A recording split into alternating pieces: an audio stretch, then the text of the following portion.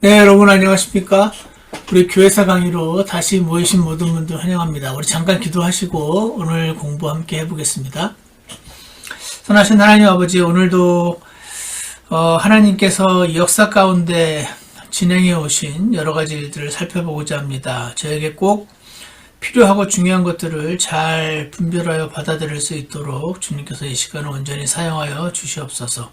예수님 이름으로 기도드렸습니다. 아멘. 네, 우리 지난 시간에 이어서 오늘은 교회사 강의 6강으로 들어가 보겠습니다. 오늘 6강은 여러분에게 이미 나눠드린 그 노트 보시면 아시는 것처럼 말시온에 대해서 먼저 좀 알아보고 공부를 이어가는 것으로 하겠습니다. 네, 여기 화면을 잠깐 봐주시면 네, 말시온 되게 유명하고 중요한 위치를 가지고 있습니다. 오늘 잠깐 보겠습니다. 이 사람은 뭐 여기서 이렇게 태어났고, 여기 유대교에 대해서 그리고 물질 세계에 대해서 아주 깊은 반감을 가지고 있었다. 그런 사람이었고요. 그래서 특히 이 기독교와 유대교를 떼어놓고 싶었던 거죠. 기독교를 반유대적이며 반물질적인 것으로 이해하고 그것을 디벨롭하고자 했다는 겁니다. 그러다 보니까 이제 이 땅에 세워지는 물질적인 천연왕국을 당연히 거부하기 쉬웠겠죠. 그런 식으로 진행이 됩니다. 항상 보면 이 부분이 문제가 되는 것 같습니다. 그래서 이런 내용들 쭉 보시고 제가 파란색 위주로 보겠습니다. 자, 이 사람 말시온은 이 세상이 물질이니까요. 본질적으로 악하다고 확신을 했겠죠. 그래서 이 세상이 악하니까 이 세상을 창조한 존재도 악하다. 혹은 무지한 존재여서 이렇게 만들었을 것이다. 라고 결론을 지었습니다. 자, 그래서 제가 여기 보시면요. 이런 생각을 저는 하게 됩니다. 이단은요, 언제나 자신의 생각, 보통은 머리가 좋습니다. 그러니까 생각과 논리가 뛰어나죠. 근데 여러분도 아시는 것처럼 논리라는 것은 A가 맞다면 B, B가 맞다면 C 이런 식으로 진행되는 거기 때문에 아무리 A, B, C, D, E, F, G라는 논리를 세워도 예를 들어서 B 단계의 징검다리가 문제가 생기면 나머지가 전부 문제가 되는 건 아니겠습니까? 그래서 우리는 물론 논리적이고 이성적이어야 되는 것이 맞지만 그것이 성경보다 위에 가게 되면서 늘 문제가 되는 것을 교회사를 통해서 저는 보게 되는 것 같습니다. 여기 다시 보면요. 자신의 생각이나 논리적인 추론, 그죠? 논리적인 추론을 성경의 명백한 증언보다 더 높은 자리에 둘 때 상견하게 됩니다. 예를 들어서 유대인, 예수님을 죽였네? 저자들은 저주 받아야겠네. 논리적이지 않습니까? 근데 성경은 그들은 선택으로 인하여 그 조상으로 인하여 여전히 사랑받는 자들이다. 이렇게 말씀하시거든요. 그러니까 논리와 성경이 부딪히게 될 때 우리는 성경을 취해야 되는데 논리를 취하게 될 경우 replacement theology, 대체신학으로 진행되는 것도 같은 논리가 같은 원리가 작동을 하는 것 같습니다. 그래서 악한 세상은 악하잖아요. 그거에 대해서 성경적인 설명은 이렇게 말씀하시죠. 진정한 사랑과 순종은 자유의지.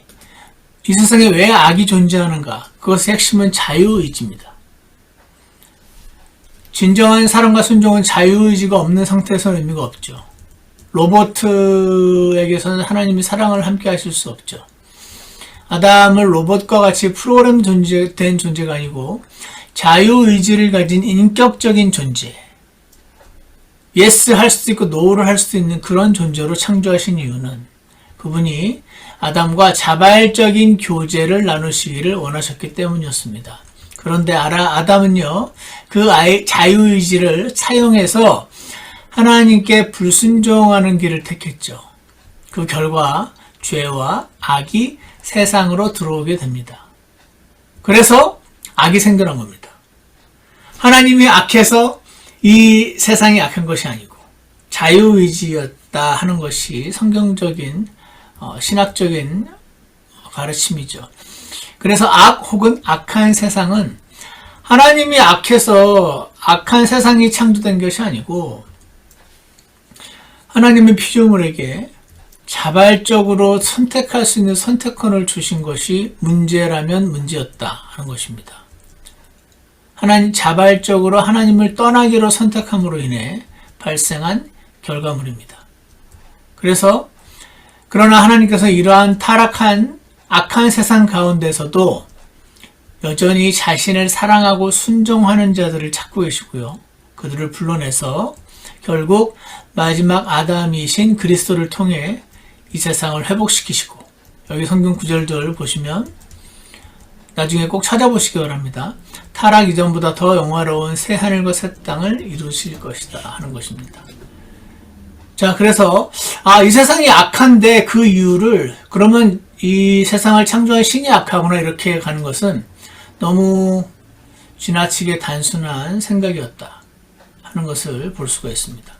그리고요, 영지주의자들처럼 길게 이어진 영적 존재들 기억나십니까? 그 스프링빙에서 에이온이 계속 이렇게 태어났던 거, 길게 이어진 영적 존재들, long series of spiritual beings, 이거를 사실로 상정하는 대신에 말씀은 훨씬 단순한 해결책을 제안했대요.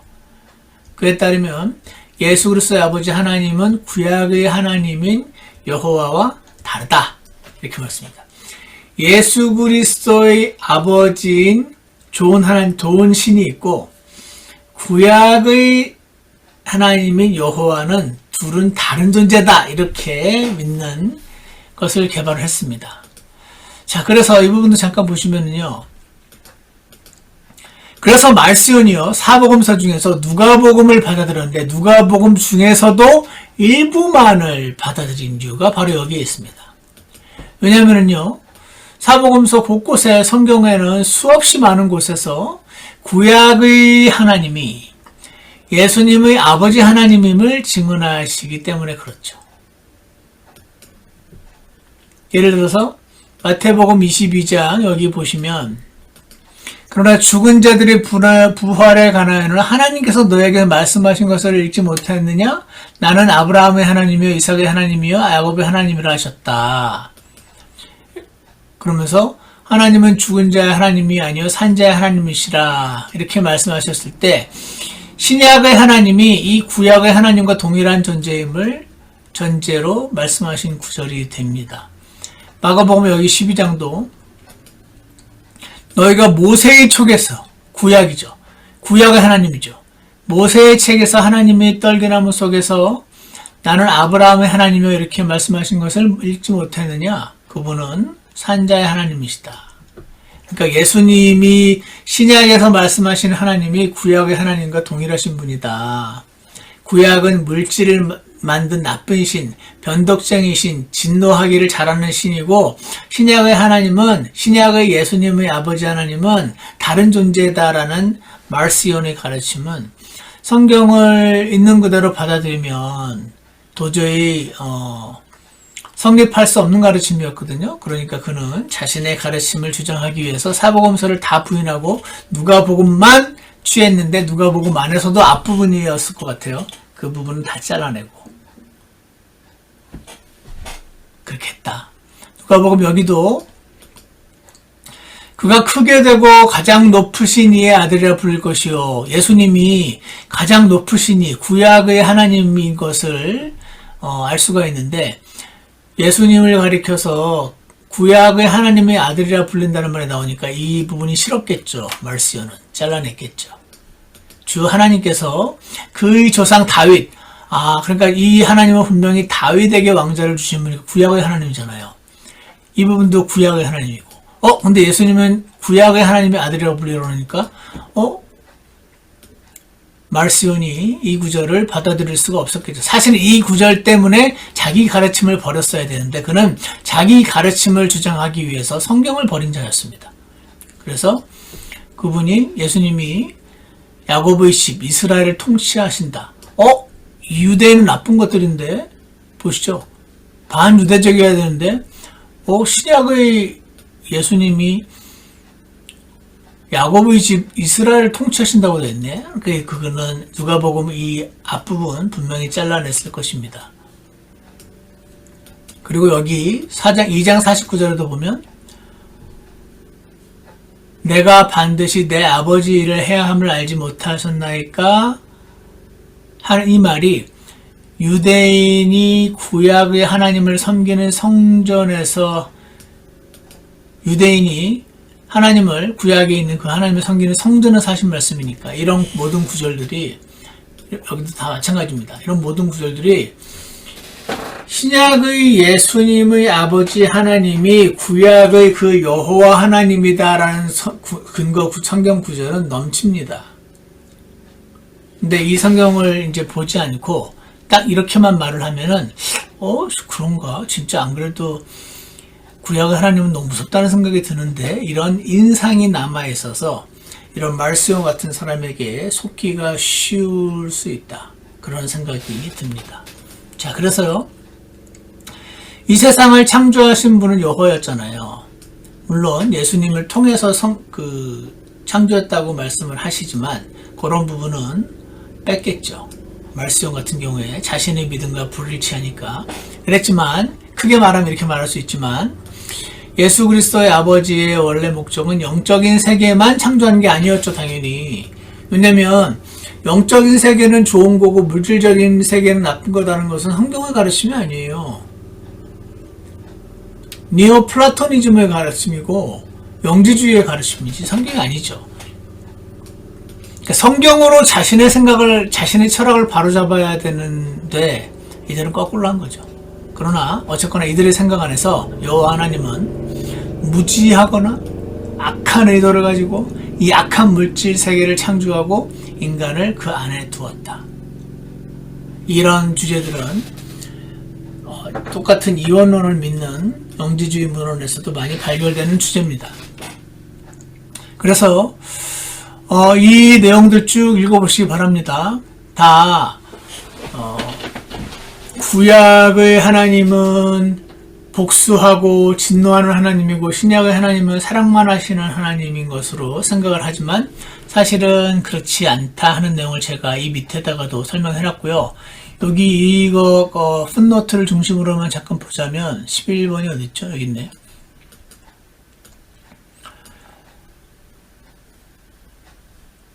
여호와는 정의의 신 하나님이지만 그 정의는 arbitrary 자기 마음대로 하는 정의가 아니었다라고 우리는 다 아는 사실이죠. 그래서 이 부분도 한번 보겠습니다. 여러분 잘 보십시오. 구약의 여호와 하나님은요 이스라엘의 민족신이 아니죠. 모든 민족을 창조하고 다스리는 모든 민족의 신이십니다. 보편적인 주권자 하나님이십니다.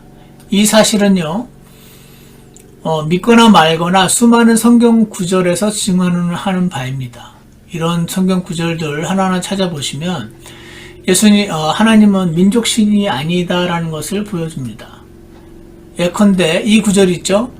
처음부터 하나님이 땅의 모든 가족들을 아브라함을 통해서 축복하신다는 말씀이 기록되어 있는 창세기 12장 3절은 땅의 모든 가족들을 위한 구속 계획을 가지고 계셨음을 보여주는 구절이죠.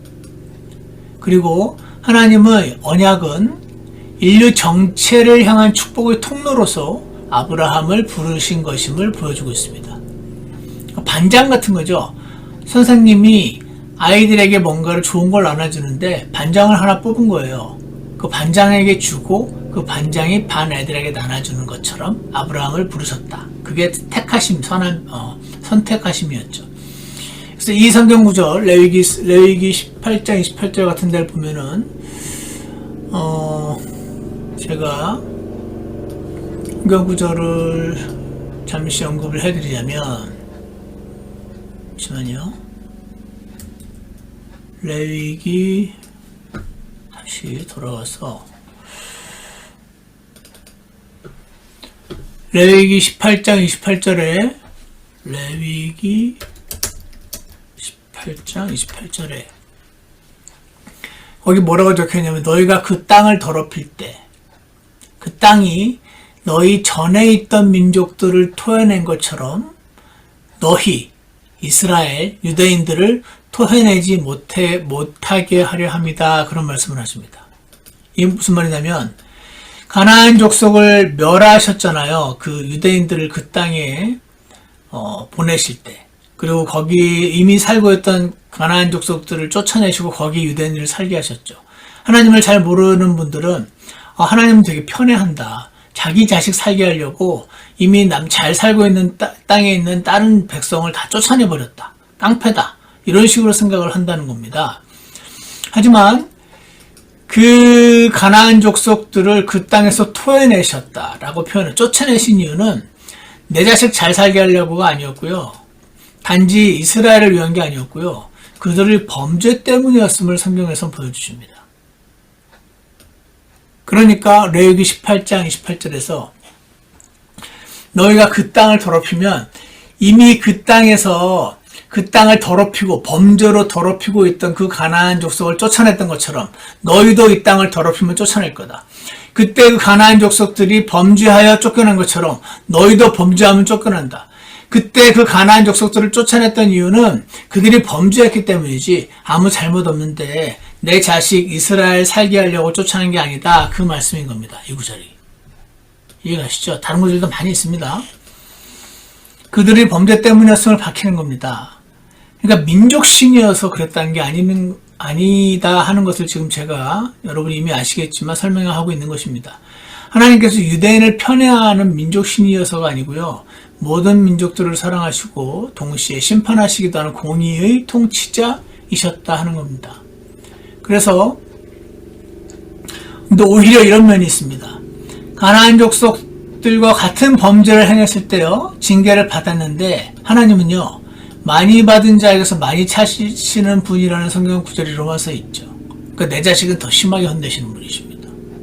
오히려 가나안 족속들을 향해서 500년을 참아주셨다면 내 백성들을 향해서는 내 자식들을 향해서는 그렇게 500년까지는 안 참아주신다는 겁니다. 왜? 더 하나님을 많이 알고 더 많은 하나님 말씀을 들은 자에게는 더 많은 것을 찾으신다는 원리가 적용되기 때문에 오히려 가나안 족속들을 더 오랫동안 참아주시고 더 오랫동안 봐주셨다 하는 것을 보통 사람들이 잘 몰라서 오해할 때 나오게 되는 생각이 하나님은 이스라엘의 민족신이어서 자기 자식만 잘 살게 해주려고 번여지 잘 살고 있는 팔레스타인 땅 사람들을 쫓아냈다 이렇게 비난하는 자들이 있으나 사실에 부합하지 않는다 그 이야기인 것입니다.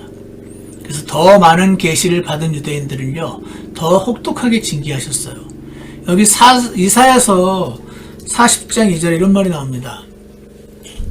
그녀가 자기의 모든 죄로 인하여 주의 손에서 2배를 받았느니라. 잘못을 해서 원래 받아야 되는 징계보다 훨씬 2배나 되는 무서운 징계를 받았다라는 말씀을 하십니다. 왜냐하면 더 많은 계시를 받은 자신의 자녀들에게 더 혹독하게 징계하셨다는 뜻입니다. 그래서 더 적은 계시를 받았던 가나안 족속들에게는요 더 긴 시간을 인내해 주신 분이십니다. 그래서 누가복음 12장 48절에서 알지 못하고 채찍 맞을 일들을 한 자는 적게 맞으리라. 누구든지 많이 받은 자에게는 사람들이 많이 요구할 것이요 사람들이 많이 맡긴 자에게는 더 많이 달라고 하리라 하는 이 말씀이 있는 것입니다. 그래서 이 창세기 15장 16절에 가나안 족속에 대한 심판이 지연되는 이유가 하나님이 가나안 족속에 대한 심판을 지연하고 계신 이유가 그들의 죄악이 아직 가득 차지 아니하였기 때문이라는 표현이 나와요. 가득 찰 때까지 기다려주고 계신다는 뜻이죠.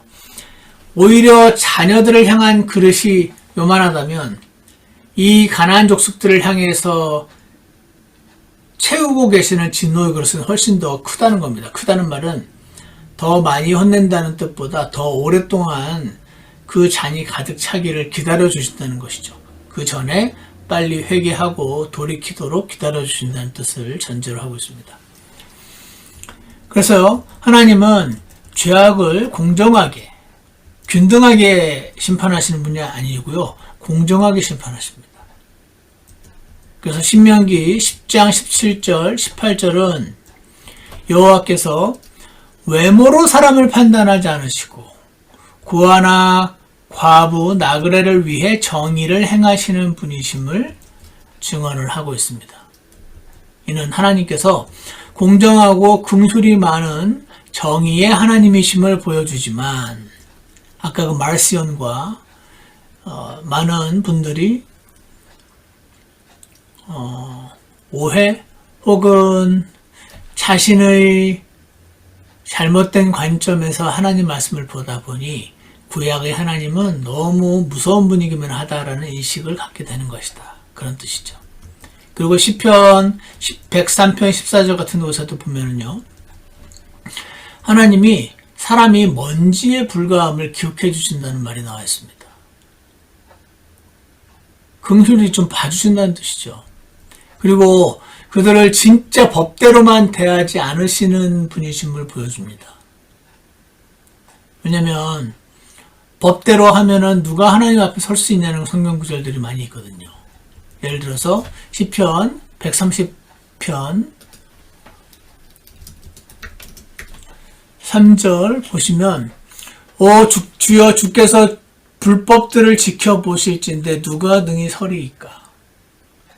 여러분과 저의 불법들만 계속 find fault, 뭐 잘못하는지 그것만 계속 찾기 시작하시면 그 누구도 주님 앞에 설 수 있는 자가 없다. 그 말씀인 거죠. 그러나 용서가 주께 있사오니 이것은 그들이 주를 두려워하게 하려 함이시라. 이런 말씀들. 또 시편 143편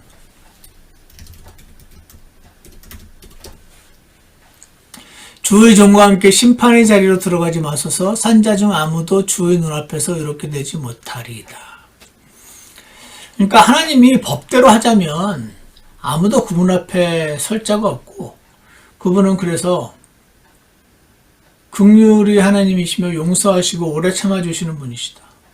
그러면 이스라엘, 그 가나안 족속을 그렇게 막 잔인하게 무섭게 치셨습니까? 그것은 그들을 향한 징계였습니다.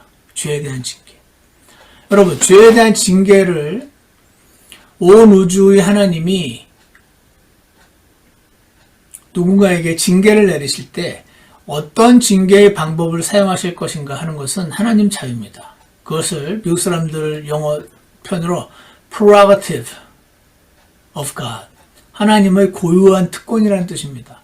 하나님이 저 민족을 벌하시는데 다른 나라의 군대에 의해서 쳐들어와서 벌하시든 아니면 지진이 나서 벌을 죽이시든 아니면 전염병이 돌아서 죽게 하시든 여러 가지 다양한 종류가 있는데 그 중에 어떤 종류의 징계 방법을 사용하실 것인가 하는 문제는 왜 이 민족은 이렇게 벌하시면서 우리 민족은 이렇게 벌하십니까 하는 것은 It's none of your business.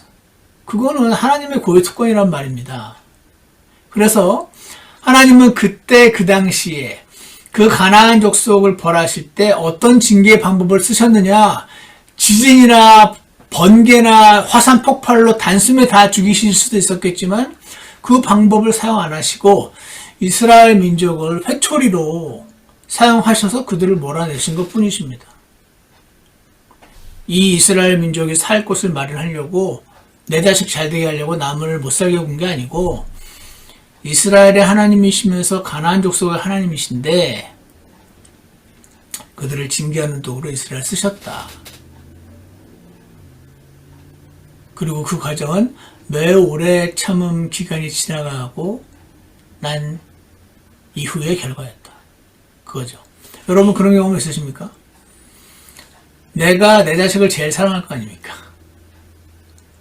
내가 내 자식을 사랑해서 이것 떼주고 저것 떼주고 그렇게 하면 안 된다고 얘기하고 경고해가지고 어느 날 얘를 혼내는 날이 왔는데 그때 옆집 사람이 놀랐습니다. 내가 이 애를 혼내는 걸 보고 어쩜 이렇게 아빠가 잔인한지 몰라, 무서운지 몰라, 애를 막 쥐어잡네. 저렇게 애를 잡으면 돼? 무슨 부모가 저래? 이렇게 말할 때 이 아버지의 입장에서는 가당찮습니다. 자, 이거 뭘 한다고. 내가 이 아이를 해서 어떤 거를 지금 하고 있고 얼마나 오래 참았으면 지금 이 아이가 저지른 행동에 비해서는 훨씬 적게 일정한 부분을 그것도 매우 절제된 태도로 혼내고 있건만 지금 갑자기 딱 들어와서 혼내는 장면만 보고 오해하고 막 잔인하다느니 변덕스럽다느니 이렇게 말할 때 하나님은 아니야 내가 내 아이를 얼마나 사랑하는데요 하면서 변명하고 싶겠습니까? 저 같아도 안 합니다, 여러분. 구약에 나타난 하나님을 말스온이 오해하는 것이 바로 그렇게 갑자기 들어온 그 동네 아저씨와 같은 눈이라고 저는 생각합니다. 그들의 눈에는 징계의 하나님을 이해할 수 없었을 것입니다. 자, 그래서 제가 오늘 이 그 말스온이라든지 영지주의자들의 말이 어떻게 보면 그럴듯하게 느껴지는데 그럴듯하게 느껴질 필요 없다. 이런 내용들을 살펴볼 때 우리는 하나님의 어떠하심을 충분히 이해하고 받아들이고 구약의 하나님도 사랑할 수 있다. 같은 분이다. 신약의 하나님과 하는 것입니다. 그래서 여기도요. 여기 내용들도 꼭 직접 읽어보시기 바랍니다. 그걸 다 읽을 시간 없으니까 여기서 중단하고요. 그래서 이런 쭉 이야기들을 쭉 보시기 바랍니다. 그래서 말스온이 이렇게 이제 오해를 했고, 그래서 이 부분을 한번 보겠습니다. 말스온은요, 히브리 성경, 구약 성경을 이건 성경이 아니야 하고 잘라내 버렸습니다. 구약의 하나님은 이게 하나님이 아니야, 신이 아니야. 다 버려버린 거죠. 구약은 열등한 신이야. 열등한 신의 말씀이야. 그러면 이 사람 아주 논리적인 사람이었어요. 그러면 그런 걸 교회에서 읽게 하면 안 되지. 저는 진짜 이렇게 믿는다면 이렇게 하는 게 맞다고 생각합니다. 기독교인들의 교육의 기초로 사용되어서도 안 되지. 여러분, 지금 신약 교회는 구약 성경을 읽으면 안 됩니다. 이렇게 하는 게 맞다. 그는 자신의 논리 안에서 그 논리의 결과를 다 받아들였습니다. 이러한 공백을 메우기 위해서 말스온은요, 자신이 참된 기독교인들의 성경이라고 여긴 책들이 목록을 편입했어요. 말스온 리스트가 생겨난 겁니다. 이게 진짜 성경입니다, 여러분. 이거 말고 딴 거 보지 마십시오. 바울 서신들. 그리고 누가복음만 보십시오. 마태, 마가, 요한복음 보지 마십시오. 근데 누가복음 안에서도 일부만 보겠다는 말이 뒤에 나옵니다. 그리고 다른 모든 초기 기독교 문헌들 유대적 사상에 오염된 거니까 보지 마십시오. 해고 리스트를 만들었습니다. 그래서 누가복음과 또 수많은 성경 인용 구절들에 대해서는 후대 유대주의자들에 의해서 후대 삽입된 내용입니다. 라고 주장하면서 무시해버렸습니다. 그는 진정한 의미에서 현대의 원문 비평학 의 아버지라고 말할 수 있지 않을까 저는 생각이 듭니다. 그래서 이 구절들에는 원문에는 원래 존재하지 않는데 원래의 메시지를 왜곡하려는 유대주의자들이 추가한 것입니다. 그래서 잘못된 겁니다. 라고 설명을 내놓았습니다. 근거는 무엇입니까? 근거는 없습니다. 근거는 무조건 구약의 하나님이 나쁜 하나님인데 어쩌고 저렇게 되는 거죠. 그래서 저는 이 사람의 지난 시간에도 보여드렸는데 이 말스온의 그 이야기를 들으면서 지난번에 말씀드린 것처럼 사람들이 일반 보통 그리스도인들이 어떻게 보면 무미한 것 같아요. 저는 요즘 정치는 잘은 모르지만 저런 이상한 말을 정치인들이 하는데 저런 말을 듣고 사람들이 딸려가는구나 하는 경험을 보면서 사람들이 굉장히 우매하다라는 생각을 하면서 동시에 또 보면은요, 뭐라고 하더라? 이름이 있던데. 많은 사람들이 바보가 아니고 그들이 옳다고 하는 게 맞다. 또 그런 면이 사실인 면이 또 있어요. 이 양가가 다 존재하는 것 같아요. 어떤 경우는 대중들은 너무 우매해서 위에 있는 정치인들이 너무 이상한 소리를 해도 그 사람 말을 듣고 막 어떤 사람의 지지율이 막 올라가기도 하고요. 그런 거 보면은 바보 같은데 왜 저 사람이 하는 말을 그냥 받아들이지? 따져보고 받아들여야 되는 거 아닌가? 앞뒤하는 말 그래야 되는 거 아닌가? 하는 면이 또 있지만 또 한 면에서는 사람들이 되게 똑똑한 느낌이 들어요. 그러니까 진짜는 받아들이고 가짜는 또 거부하고 시간이 지나면서, 그러니까 다수가 시간이 지나면서 결국 알게 되는 건가? 진짜를? 당장 잠깐은 속을 수 있지만 그런 생각도 들고. 이 말을 왜 드리냐면 좀 전에 본 것처럼 사람들이 한 면에서 그러니까 지난번에 제가 여러분께 읽어보시라고 드린 알테몬이었나? 그 사람들이 성경의 사본들을 자기 마음대로 원하지 않는 부분들을 막 변개한 그 이야기 보셨죠? 그렇게 해서 예를 들어서 점 하나하나가 필사본, 손으로 베껴 쓴, 그 성경 조각이라고 생각해 보십시오. 예를 들어서 요 필사본 하나는 fabricated라고 돼, 조작된 필사본이에요. 그러니까 마르시온이나 이런 영지주의자들이 예수님이 몸을 입고 오신 하나님이시고 그분의 아버지가 구약의 하나님과 동일하다는 구절을 보고 그렇지 않은 것처럼 살짝 바꿔버린 필사본이라고 칩시다. 이런 필사본들의 숫자는요, 없진 않은데 많지 않잖아요. 왜냐면 사람들이 처음엔 속았을지 몰라도 이상한데 좀? 하고 이렇게 벽에다가 벽장에 처박에 두면서 그거는 베껴 쓰는 사람이 별로 없는 거죠. 그러니까 베껴 써서 똑같은 게 여기 또 생기고 하는 이런 셈인 건데, 그렇게 해서 이 조작된 거의 숫자는 없진 않은데, 누가 이렇게 가짜뉴스를 흘리면 그 가짜뉴스를 막 재생산하긴 하지만, 이거 좀 이상한다 해서 재생산해내고 돌리는 것의 숫자가 좀 줄어든다? 그런 식으로 이해하면 되려나? 하여튼 간에 적어요, 개수가. 하지만 이건 정말 합당한 하나님 말씀이다라고 대중들이 받아들여서 이 성경 구절을 사랑해서 이 필사본을 사랑해서 베껴 쓰고 이렇게 개수가 많은 거죠. 그래서 이 안에 있는 거, normal.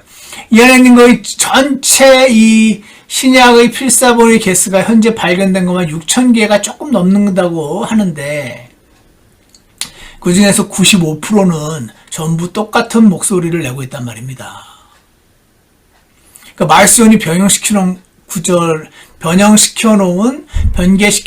구절을 포함하고 있는 필사본이 여기 있고, 그거를 베껴 쓴 사람도 없지 않지만, 이것은 곧 사람들이 중단을 해서 개수가 많지 않고 전체 남아있는 필사본의 5%밖에 해당이 안 되는 이런 현상이 벌어져서 오늘날 이 textual criticism이라고 하는 학문, 어떤 본문이 조금 다른데, 예를 들어서 요한복음 5장 7절에 있어서 요한복음 5장 7절 내용을 가리키고 있는, 예를 들어서 필사본의 숫자가 100개면 100개 중에 95개는 이렇게 말을 하고 5개 정도는 다르게 말을 하네. 요거를 분별해서 이것이 진짜 하나님 말씀이다, 원본에 부합하는 내용이다 라고 판단하는 그런 그 학문을 원문 비평학이라고 부르는데, 오늘날 그 원문 비평학자들이 이렇게, 이분도 그런 사람들 중에 한 명이고요. 그래서 이렇게 많은 사본이라고 해서 다수 사본이라고 부르고, 우리 킹제임 성경의 그 underlying text, 저본이 되는 필사본들인 것이죠. 그래서 이거는 이제 킹제임 성경과 그 다수 사본과 관련된 그 내용이지만, 이런 것들을 만약에 이제 마르시온이나 영지주의자들이, 아니면 전에 봤던 그 알테몬이었나요? 그런 사람들이 변개했던 그 성경 구절을 포함하고 있는 필사본들은 사람들이 알아차리는 거죠. 그래서 개수가 얼마 많지 않고, 오늘날 이 다수 사본이 우리 신약 성경이 되었다 하는 것을 증명해 놓은 책이 이런 책인 것이죠. 자, 그래서 내용 잘 읽어보시고요. 오늘은 이제 벌써 30분 지났으니까, 자, 좀 전에 본 것처럼 마르시온이 초창기에 저런 행동을 한 거예요. 자, 구약 성경은 다 잘라내버려. 자, 신약 성경에 해당되는 것들 중에서 사복음서 중에 복음서 3개 날려버려. 누가복음도 다 받아줄 수 없어. 앞에 다 잘라내고 요것만 진짜야. 그리고 바울 서신들까지만 진짜야. 나중에 베드로전서 이런 것들 이거 너무 유대인적이야. 다 잘라낸 거예요. 요게 정경 리스트요 해가지고 이 말스용 리스트가 생겨난 거예요. 그러면서 이것만 교회에서 봐야 된다라고 이제 얘기를 한 거죠. 당시에 우리는 그 역사적 상황을 살펴야 돼요. 그때는 아직 전에도 말씀드린 것처럼 베껴서 쓴 필사본밖에 없으니까 예를 들어서 마태복음 하나만 해도 양피지가 두께가 막 이렇게 많아지겠죠. 그러니까 여러분과 저처럼 지금 이렇게 요만한 굵기의 책에 신구약 성경을 다 가지고 있는 것은 불가능했습니다. 그러니까 그 중에 일부만을 교회에다가 당시 회당에다 갖다 놓고 거기서 읽는 수밖에 없었던 거죠. 예를 들어서 골로새서를 사도 바울이 써서 골로새 교회에 보내면서 다른 교회에서도 이거를 필사해서 읽게 하라는 그런 말씀이 있잖아요. 그 중에 또 이제 돈도 있고 열심히 있는 사람들이 있겠죠. 그러면 예를 들어서 골로새 교회 가가지고 저 사도 바울이 쓴 골로새서 좀 베껴서 집에 가서 혼자 읽을 수 있게 해주세요. 해가지고 집에서 그 양피지나 파피루스에다 그걸 골로새서 애들을 베꼈다 칩시다.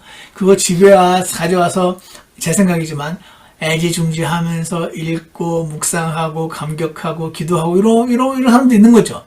그러다 또 동네 옆에 부자가 또 베끼는 거죠. 같은 골로새서를. 그러니까 사도 바울이 쓴 골로새서를 손으로 베껴 쓴 골로새서 필사본들이 여러 개 나오게 되는 거예요. 이런 과정을 거쳐서 이제 필사본들이 나오게 되는데 어쨌거나 아까 그 말시온이 리스트를 그렇게 자기 마음대로 정해버리고 나다 보니 이렇게 된 거죠. 말시온이 제기한 도전은 교회의 대응을 필요로 한 거죠. 말시온이 신약 성경 목록을 나름대로 만들어 버렸기 때문에. 그래서 교회 입장에서는, 정통 교회 입장에서는 무슨 소리냐. 구약 성경도 다 하나님이 우리에게 준 성경이고, 그리고 사복음서도 다 우리에게 준 성경이고 하는 것을 거듭난 그리스도인들이 받아들이는데 별 문제가 없었어요. 그들 안에 있는 성령님께서 아마도 증언을 해 주셨을 것이라고 생각을 합니다. 그래서요, 어쨌거나 여러분이 교회의 지도자로 생각해 보십시오. 말시온 같은 자가 나타나가지고 막 사람들을 홀리면서 얘기를 하다 보니까 대응을 하지 않으면은 우리 교회 성도들이 영향을 받을 거 아니에요. 목사님, 저기 말시온 목사님 교회에서는 우리가 읽고 있는 이 요한복음의 성경 아니라는데요. 우리도 읽으면 안 되는 거 아닙니까? 이런 질문들을 할 거 아닙니까? 그러니까 그들의 그 캐논, 정경 리스트가 틀렸습니다. 이게 맞습니다라는 대응을 하지 않을 수가 없는 상황을 만든 거죠. 그래서 말시온이 제기한 이런 도전은 교회의 대응을 필요로 했고요. 이에 따라 기독교 공동체 전체가 어떤 책이 참 성경으로 여길 만한 신성한 문서들인지 그 목록을 이제 만들기 시작한 겁니다. 자, 두 가지를 구분하셔야 됩니다. 성령님으로 거듭난 크리스찬들은 거의 뭐라고 할까요? 영으로, 본능적으로 이 성경은 하나님 말씀 맞네. 내가 믿음으로 은혜로 구원받았다라는 말씀이 여기 기록되어 있는 하나님 말씀 맞네. 또 여러 가지 다른 이거는 이제 사도들이 직접 쓴 책이고 이 책은 사도의 제자가 쓴 책이고 또 여러 가지 기준이 있습니다. 좀 이따 뒤에 내용 나오는데 그래서 사람들은 정경 리스트 목록을 쫙 가지고 있지는 않았지만 그리고 당시 사회적인 배경에 따라서 모든 지역교회가 완벽한 신약 성경 27권을 다 갖추고 있거나 다 인정한 것은 아니었지만 그냥 뭐라고 할까요? 대략적으로 이것이 합당한 하나님 말씀이다라는 인식은 공유가 되어 있었던 겁니다. 그렇지만 이 말시온의 도전에 따라서 이제 리스트를 만들려는 필요가 생겼다는 말입니다. 그래서 다시 보시면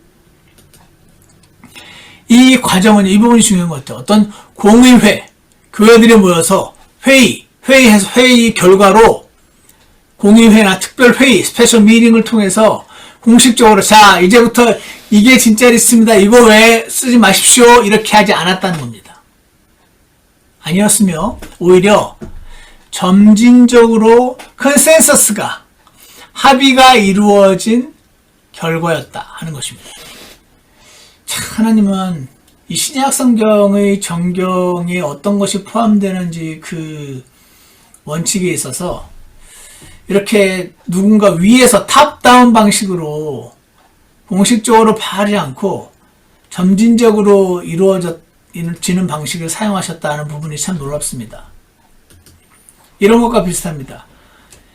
1611년에 킹제임 성경이 완성됐죠.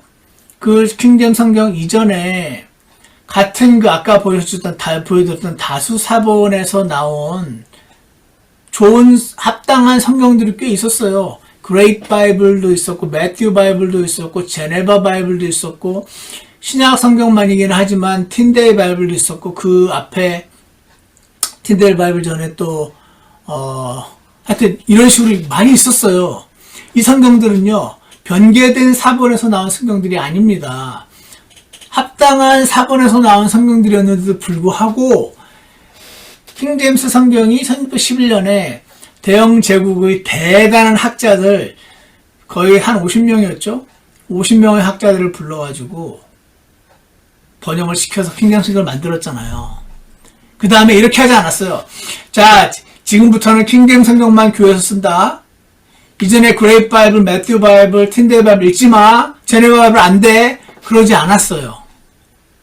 그러지 않고 킹제임스 성경을 만들었던 거죠. 사람들이 킹제임스 성경이라는 게 있대 하고 읽어보는 거죠. 어떤 사람은 그랬겠죠. 아, 나는 제네바 바이블이 더 좋은 것 같아. 그게 나한테 익숙하거든. 그리고 충분히 좋은 것 같아. 라고 하는데 이게 시간이 지나면서 사람들이 점점 킹제임스 성경이 좋네. 더 제대로 합당하게 번역이 된 것 같아. 왜냐면 내가 헬라를 조금 아는데 여기 보니까 더 잘 번역이 됐어. 하면서 이게 입에 입소문이 퍼져나가고 실질적으로 보는 사람들이 많아져서 한마디로 실력으로 이긴 거예요. 시간이 지나면서 킹제임 성경이 교회의 대부분 사람들이 킹제임 성경만 읽게 된 겁니다.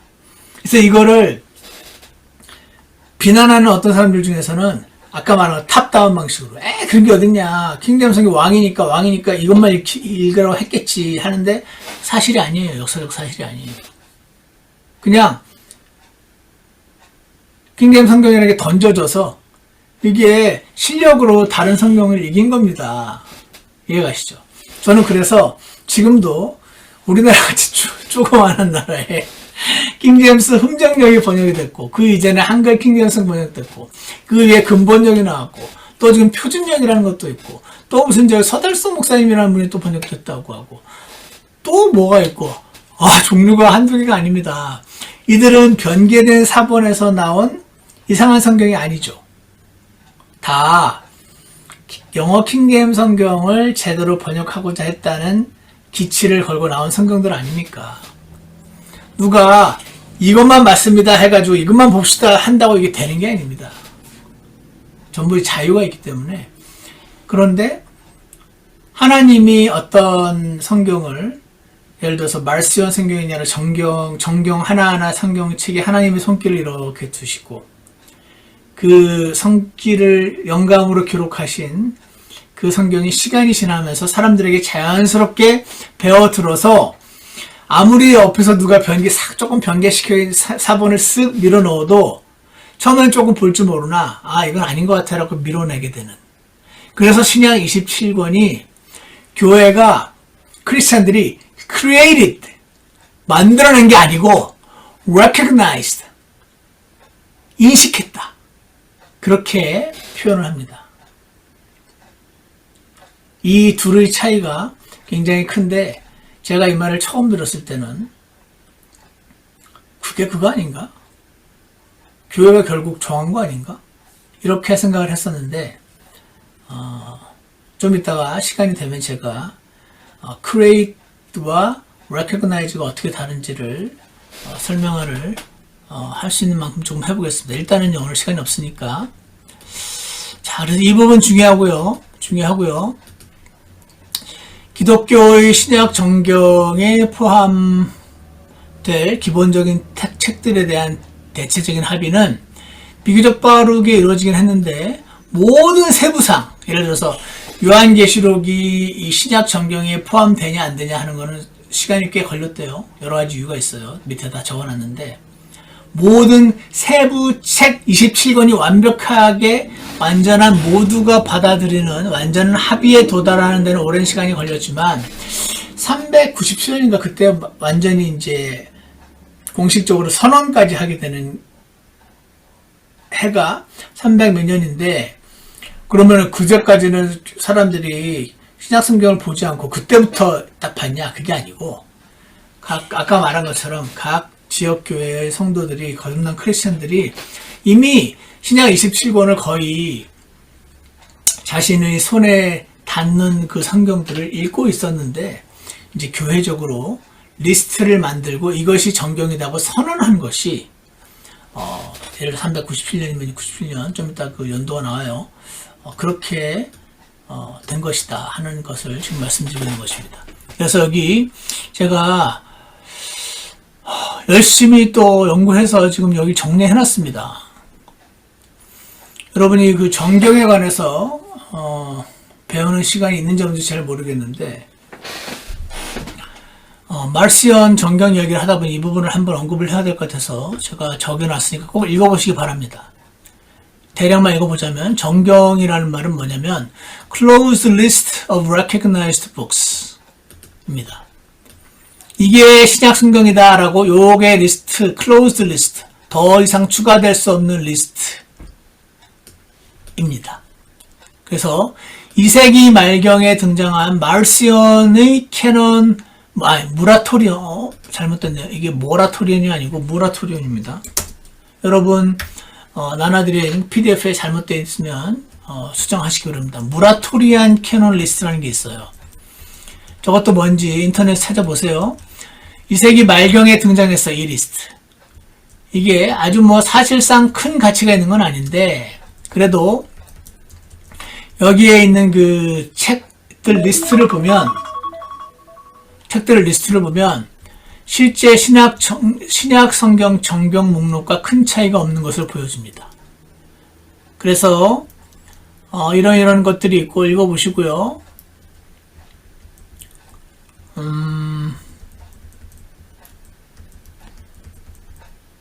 아까도 말씀드린 이 부분이죠. 교황 체제처럼 이것이 정경이다라고 강요한 어떤 교회적인 건의가 없음에도 불구하고 전 세계 교회들은 이 27만을 신약 성경으로 받아들였다는 점이 저는 매우 놀랍다고 생각을 합니다. 교회가 어떤 권위를 가진 존재가 따로 있어서 교황 같은 사람이 있어서 정경을 취사 선택하고 이것만 읽으십시오 이렇게 한 것이 아니고 The canon selected itself 이렇게 표현을 하더라고요. 여기 내용도 꼭 읽어보시고요. 중요한 것들입니다. 그리고 그러면 이 교회가 어떤 성경을 정경 안에 들어올 수 있는 성경인지 인정할 때 사용했던 기준들이 있습니다. 이 칼슨 앤 무 이 두 사람이 쓴 아까 그 위에 있는데 Introduction to the New Testament 저 책이 대부분의 신학교에서 신약 개론으로 쓰는 책이거든요. 여기에 설명을 하고 있고요. 그 다음에 이분 형제교회 분인데 대단한 신학자인데 이분이 이런 책을 썼어요. 거기에도 설명을 같이 합니다. 보면 뭐라고 되냐면 Orthodox or conformity to the rule of faith 이게 기존의 크리스천들이 어떤 게 사도의 가르침인지 이미 알고 있었어요.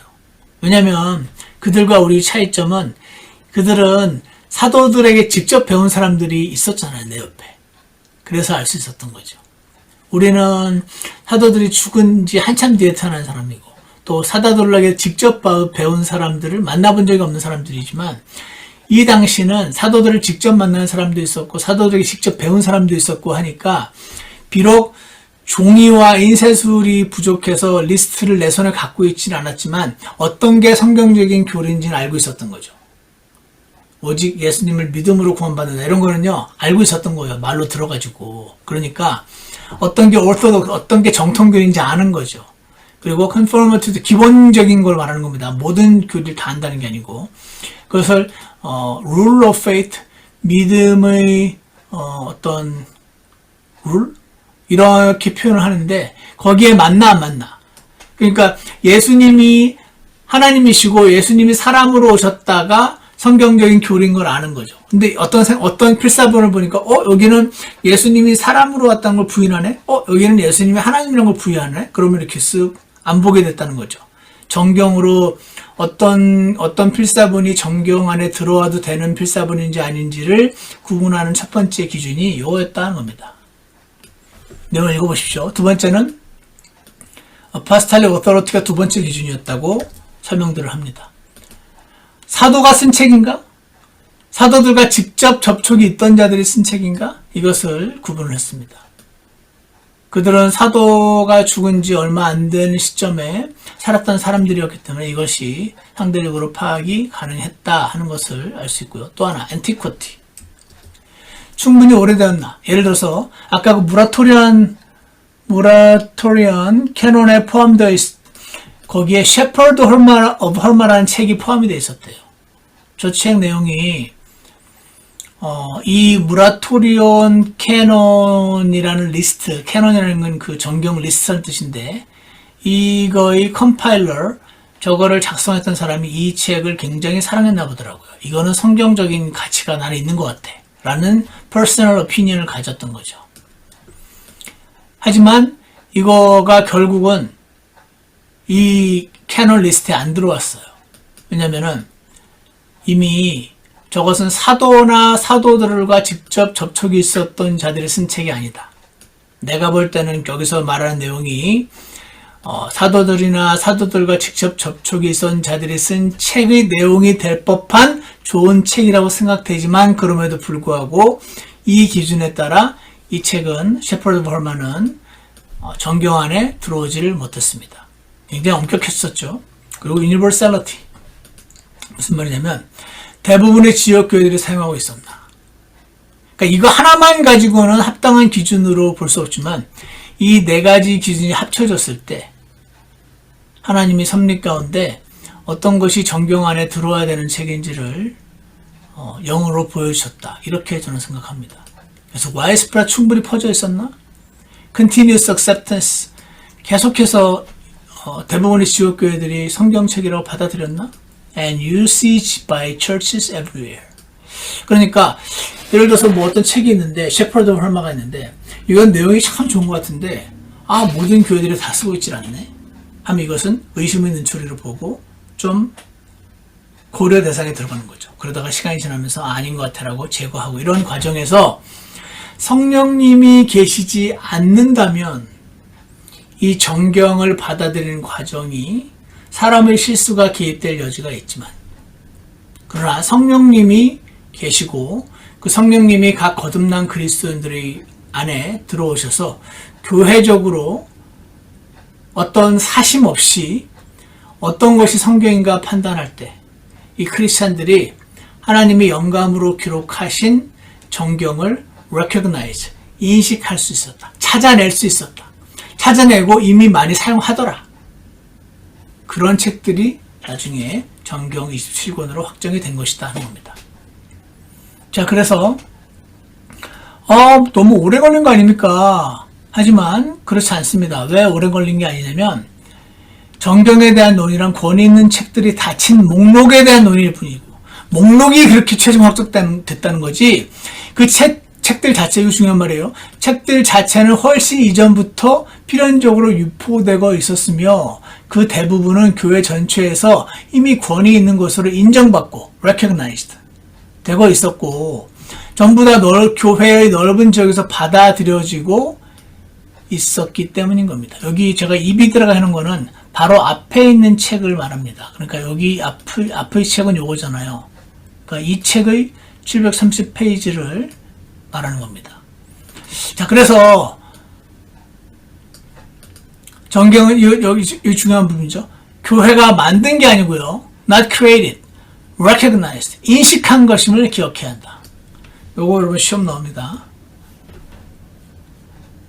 성령으로 거듭나 성령님이 내주하던 그리스도인들 안에서 성령님이 영감으로 기록된 책이라고 개별 기독교인들에 의해서 받아들여지고 accept되고 recognized, 인식되고 있던 책들을 시간이 지나면서 교회에서 회의를 통해서 공식적으로 그 closed 리스트를 선언하는 것이지 그때 돼서야 신약 성경이 뭔지 알고 사람들이 보게 됐다. 이것이 아니다 하는 겁니다. 자, 그래서 시간이 또 많이 지났네요. 이런 식으로 하면 시간이 오래 걸리긴 한 것 같아요. 그래도 이런 식으로 해야 되는 것 같아서 여러분께 이런 방식으로 지금 강의를 하고 있습니다. 그래서 이 부분 꼭 읽어보시고요. 사복음서의 조금씩 불일치에 있어서 초기 기독교인들이 이걸 이미 다 알고 있었고 어떻게 이해하고 있었는지 매우 중요한 내용이 여기 또 나와 있습니다. 꼭 읽어보시고요. 이 사도적 전승이라고 하는 거, Apostolic Tradition. 이게 사도들이 가르친 내용이다라고 하는 그 내용들이 모여서 전체적으로 이거는 사도의 전통이다라고 일반적으로 받아들여지고 있는 가르침, 그거를 말하는 것 같아요. 사도적 전승의 합의에 기반하고 있었다. 기독교 교리라는 게, 정통 교리라는 게 그렇게 해서 이미 사람들에게 알려져 있었다 하는 것을 내용이고요. 여기 내용을 보시면 왜 그 천주교회의 Apostolic Succession이라는 사도적 전승의 가르침이 들어와서 마치 베드로 다음 주교는 누구고 그 주교에 이어진 현재의 교황만이 정통성 있는 사도의 권위를 가지고 있는다는 그 가짜 교리가 나오게 된 배경이 여기에서 나온 거구나 하는 것을 이해를 할 수 있게 될 것입니다. 꼭 읽어보시기 바랍니다. 여기. 그리고 여기도 읽어보시고 그냥 읽어보는 방식으로 할 수밖에 없는 것 같아요. 읽어보시면 다 이해가 갈 것 같아요. 사도신경에 관련된 내용은 정수영 박사님 교회사 내용도 참조하시고, 하지만 제가 보기에는 이 곤잘레스가 하는 이 설명이 좀 더 합리적인 설명인 것 같으니까 거의 비슷한데 조금 달라요. 한번 비교해서 읽어보시기 바랍니다. 그래서 왜 사도신경이라는 게 어떤 의미를 가지는지 무조건 부인만 할 필요는 없는 것 같고, 제가 사도신경에 대해서 어떤 입장을 가진 것이 합당한지에 대해서 여기 설명을 좀 해놨습니다.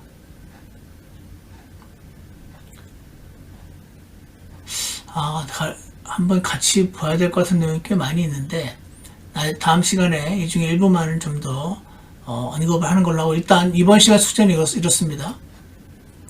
그리고 여기도 읽어보시고요. 1번, 2번 했다고 이메일 보내시면 이번 시간 숙제가 끝납니다. 다음 시간에 이 부분 중에서 꼭 만약 시간이 없으면 그냥 넘어가겠습니다. 그러면 마지막으로 제가 이 recognize하고 create 하는 거의 차이를 실제로 느끼게 된 계기가 된 사건을 하나 설명을 드리고 마치겠습니다. 제가 한 2년쯤 전인가 제가 캐나다에 있을 때 메카이 목사님이라는 분하고 나이가 같아요. 그래서 제가 처음에 사역하러 갔을 때 그분이랑 이렇게 알게 되면서 친하게 지냈습니다. 매주 주말은 아니지만 우리 아이들도 홈스쿨하고 있었고 그 집 아이들도 홈스쿨하고 있었고, 특히 그 집 남자애랑 우리 집 큰애랑 동갑이고 그 집 둘째랑 우리 둘째랑 1살 차이밖에 안 났으니까 이 남자애들 둘이서 잘 놀았어요. 재밌게 놀았거든요. 어릴 때부터 보고 자랐죠.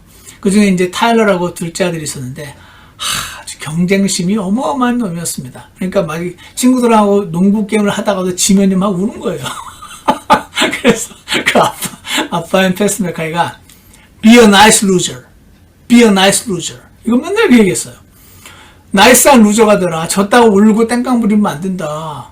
최선을 다해서 노라고 졌으면 남자답게 인정하고 이래야 된다는 그게 얘처럼 경쟁심이 강한 아이는 너무 어려웠어요. 그래서 얘가 머리가 엄청 좋았어요. 공부를 잘했죠. 근데 perfectionist, 완벽주의자인 거죠. 여러분 아시겠지만 완벽주의자들은 약간 피곤합니다. 본인이 기질을 못 미치면 본인이 막 들들 볶아요. 처음에는 얘가 저 녀석이 성격이 저래가지고 어떻게 될까 나중에. 근데 이 아이가 구원받고 교회 안에서 말씀하면서 양육을 받고 하면서 그 타고난 그 육신이 점점 좋아지더라고요. 그 나중에 졸업하고 이 막내가 신학교를 갔어요.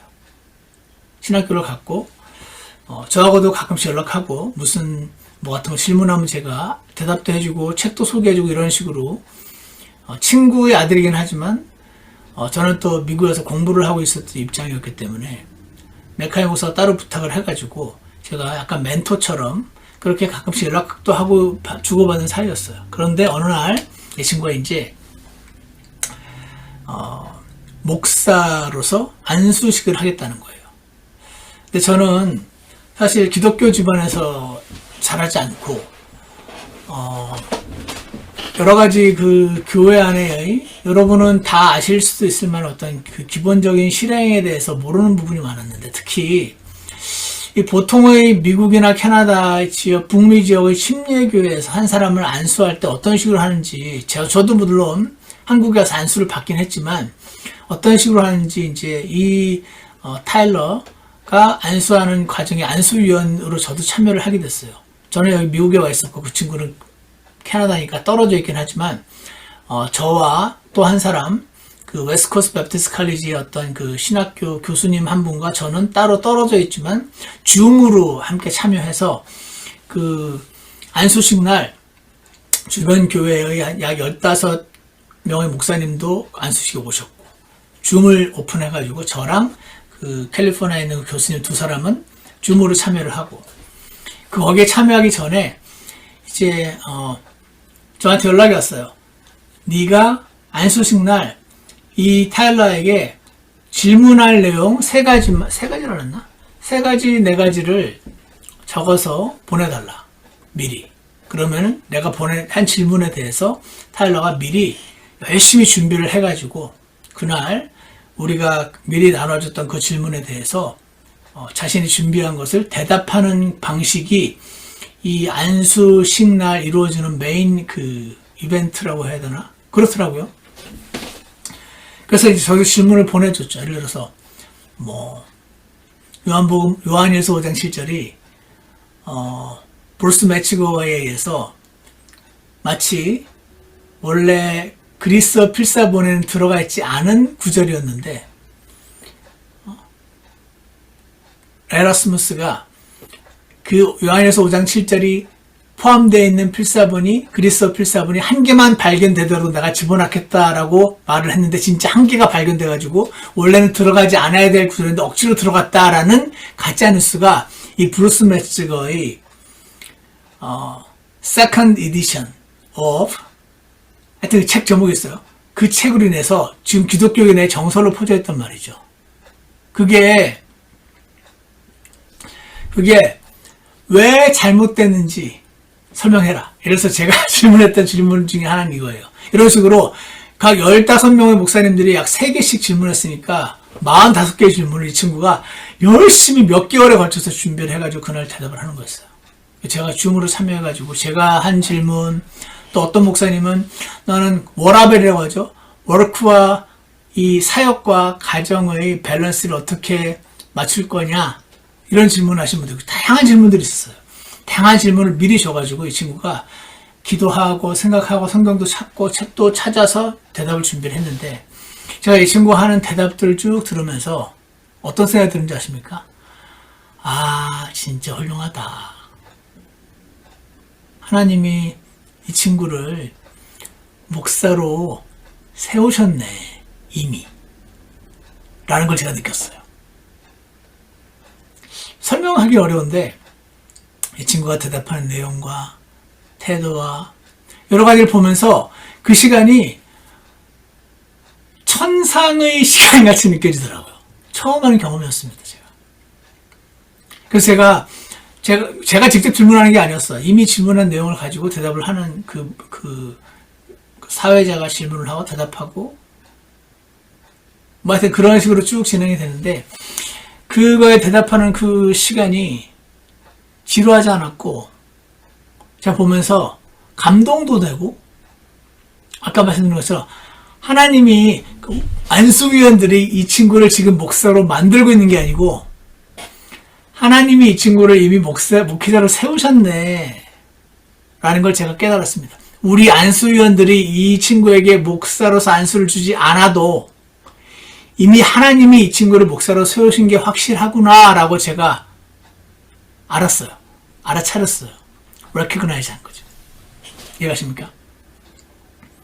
제가 그날 경험을 하면서 결국 이제 마지막에 목사님들이 모여서 안수하고 저도 함께 화면으로만 참여해서 이제 안수식이 끝났습니다. 그리고 나서 제가 생각이 들었습니다.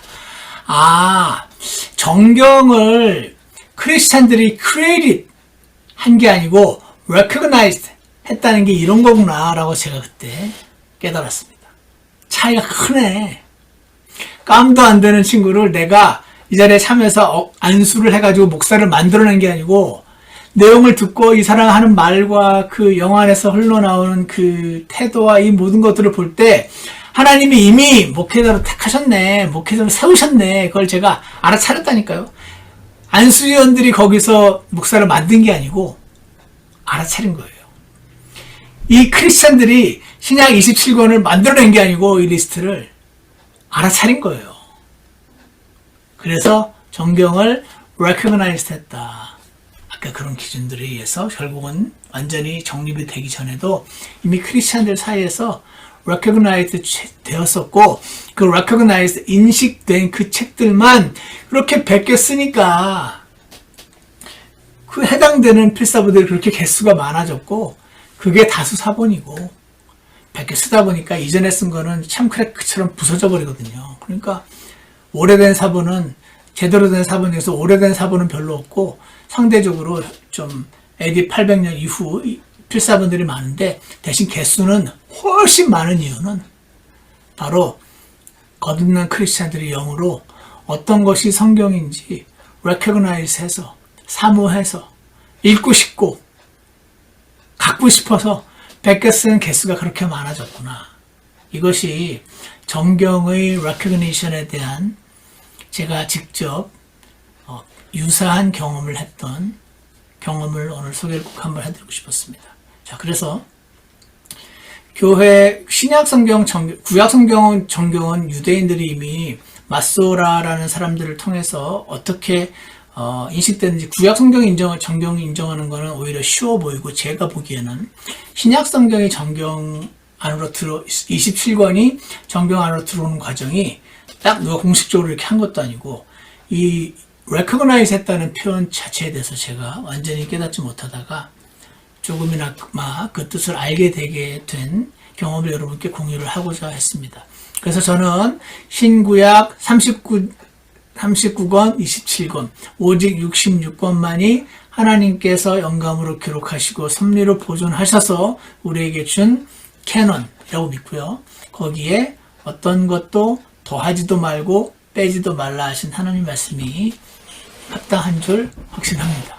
그래서 근데 그 과정을 우리는 지금 지나서 알고 있지만 그 과정이 어떻게 이루어졌는지, 말시온의 캐논 리스트부터 해서 이렇게 시작이 됐다. 영지주의자들과 싸우면서 뭐가 합당한 건지 분배를 낼 필요가 있었고, 말세온하고 싸우면서, 그러니까 이 전투하는 와중에 결국은 영글게 대한 산물이 바로 신약성경 27권 캐논 리스트 하는 것을 기억하시면 좋겠습니다. 오늘 여기까지 하겠습니다. 수고하셨습니다.